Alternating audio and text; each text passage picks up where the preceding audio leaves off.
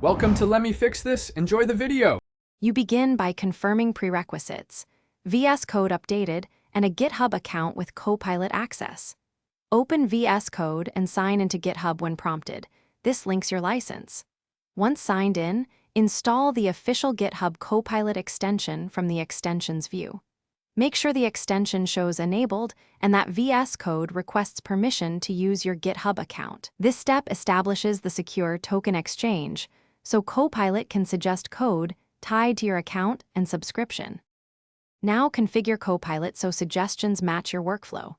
Open the extension settings and choose how you receive completions: inline completions, accept with tab, or manual triggers. Set language-specific behavior so Copilot prioritizes relevant models for Python, JavaScript, or other files. Tweak telemetry and privacy settings to limit telemetry if needed.